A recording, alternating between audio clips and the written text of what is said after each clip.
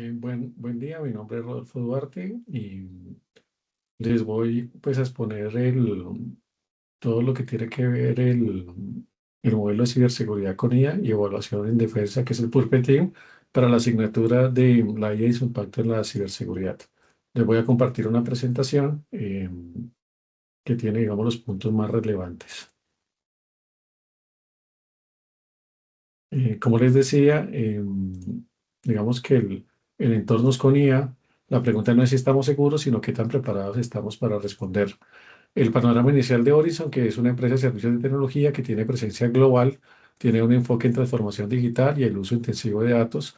Digamos que el uso de la IA es en procesos claves y en plataformas e integraciones, y el desafío es que la IA no está completamente integrada en los procesos de gestión de riesgos, vulnerabilidades, CTI y evaluación de defensa.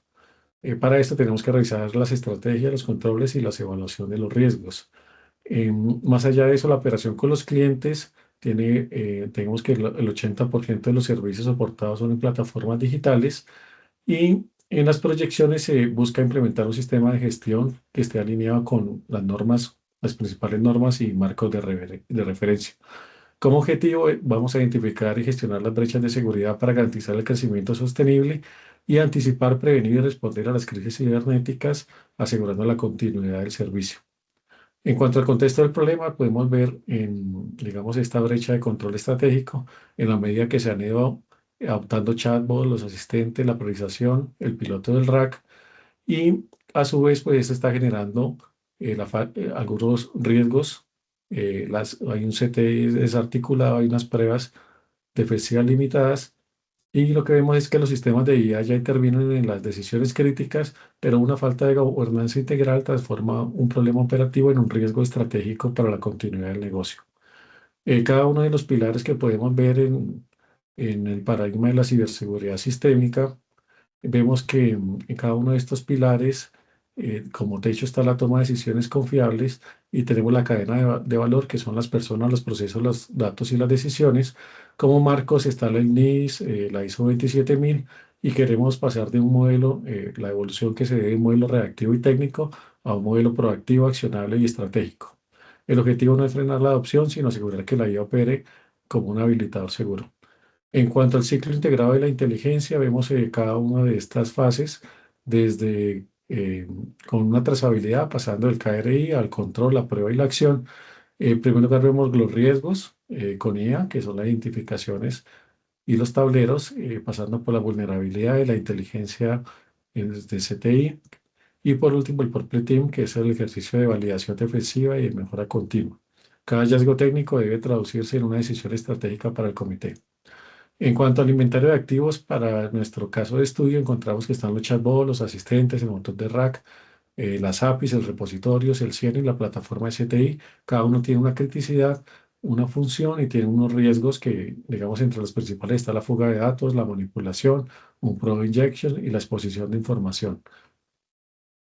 En cuanto a los riesgos directos en la toma de decisiones, tenemos que el prone injection, el activo afectado es la IA del SOC, y tiene que ver con las decisiones alteradas por las entradas maliciosas, tiene un nivel de impacto crítico. La fuga de información en los chatbots y las APIs, que es la aprobación basada en datos comprometidos, que tiene es un nivel de impacto alto por confidencialidad. Y en cuanto a las alucinaciones y errores, digamos, por los modelos de IA, por algunos sesgos, esto tiene un impacto alto en la operación. Pero más allá del activo técnico, el riesgo real radica en la automatización de decisiones críticas sin validación humana. En cuanto a la matriz de riesgos priorizados, encontramos pues, lo que hablábamos, el Pro Injection, los abusos de las API, la exposición de datos, las técnicas que van en el monitoreo y la capacidad, y unos whitelists desactualizados. Cada uno tiene una probabilidad y un impacto. Tenemos que en la parte crítica están los dos primeros, que el Pro Injection y el abuso de las APIs en IA, y la forma de tratarlos puede ser mitigarlos con un responsable que puede ser el CISO o seguridad ITI. En cuanto a las vulnerabilidades, en la priorización integral basada en un riesgo real, tenemos que hay métricas técnicas con inteligencia de amenazas, la reducción, con eso reducimos el ruido y enfocamos los recursos. Encontramos en la parte alta de la severidad técnica con los CBSS, que ese es el ruido operativo, en la probabilidad de evidencias, los CPS y el KEP, en el contexto de la amenaza, y la exposición real en la criticidad del negocio, que es el escenario nuestro. En los resultados tenemos que con un riesgo de 9.5, que tenemos el Projection, que se debe atender de inmediato.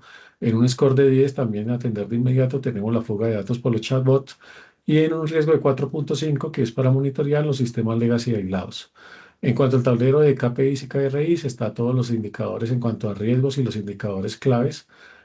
Los principales, pues tenemos que ver que en los riesgos críticos abiertos hay una fórmula, que el número total de riesgos clasificados y aún no cerrados, tenemos una frecuencia, un responsable y una fuente de información.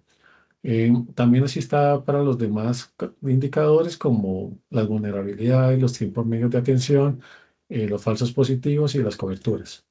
En cuanto a la inteligencia de amenazas, digamos que la inteligencia solo es valiosa si responde a los requerimientos prioritarios y tenemos, digamos que en este caso, digamos como en este radar, tenemos la manipulación de los modelos, la expansión de la exposición de interfaces y la evasión de la defensa. Y digamos que los values accionables implementados, digamos, en el CIEM con umbrales estrictos para alertamiento temprano, pues son importantes. En el ejercicio del porpetín, que es la validación defensiva como disciplina de gestión, digamos que la pregunta correcta no es qué es seguro, sino qué tan efectiva es la defensa ante incidentes específicos. Esta también tiene una serie de fases que apoya la IA desde el planear objetivos y métricas hasta el diseño, la ejecución, el análisis y la mejora continua. Digamos que el ejercicio mide la eficacia defensiva y orienta la gestión de incidentes sin exponer datos reales. En cuanto a los resultados, vemos que hay una evidencia cuantificable para respaldar la inversión en ciberseguridad. Queremos pasar en cobertura del 68 al 85 con un incremento del 17 en el tiempo de detección.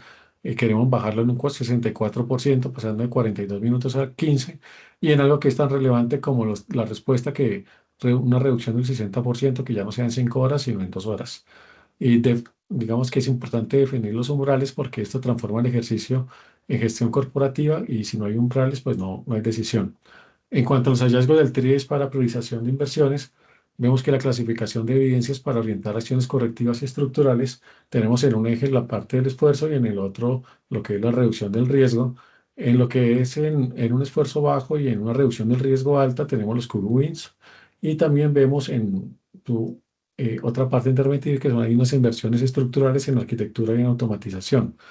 La salida de todo esto debe ser un backlog priorizado con responsables y fechas exactas en 30, 60 o 90 días. Digamos que el plan a 90 días, que nuestro roadmap de remediación y de mejora, tenemos que está basado en personas, procesos y tecnologías. También se puede medir por olas.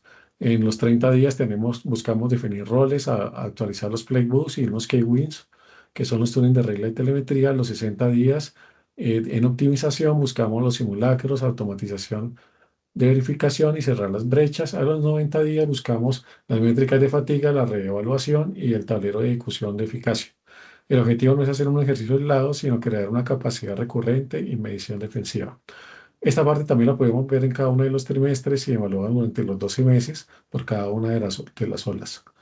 En las acciones inmediatas, como hablábamos, los esos QBs de estabilización del entorno, tenemos el afinamiento en la detección, la visibilidad de APIs con IA, la actualización de los playbooks y la priorización del KEP.